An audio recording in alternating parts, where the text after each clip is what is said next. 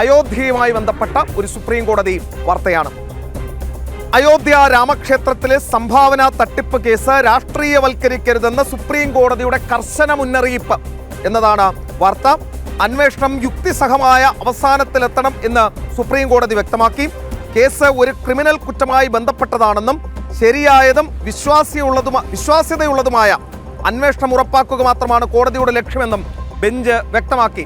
ഇതിൽ രാഷ്ട്രീയം കളിക്കാൻ വന്നവർക്ക് മുഖമടച്ചുള്ള അടിയാണ് അയോധ്യയിൽ ഈ സുപ്രീം കോടതിയുടെ ഭാഗത്തു നിന്നും വന്നിട്ടുള്ളത്.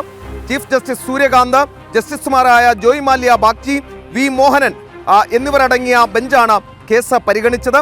ഉത്തർപ്രദേശ് സർക്കാരിന് വേണ്ടി ഹാജരായ സോളിസിറ്റർ ജനറൽ തുഷാർ മേത്ത അന്വേഷണത്തിന്റെ പുരോഗതി സംബന്ധിച്ച സ്റ്റാറ്റസ് റിപ്പോർട്ട് സമർപ്പിക്കുന്നതായും കോടതിയിൽ അറിയിച്ചു.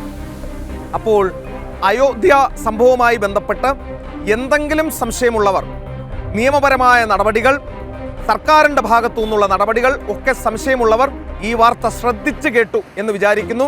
സുപ്രീം കോടതിക്ക് പോലും ഇക്കാര്യത്തിൽ സംശയങ്ങളില്ല, കൃത്യമായ അന്വേഷണം നടക്കുന്നു എന്ന് തന്നെയാണ് കോടതിയും വിലയിരുത്തുന്നത്.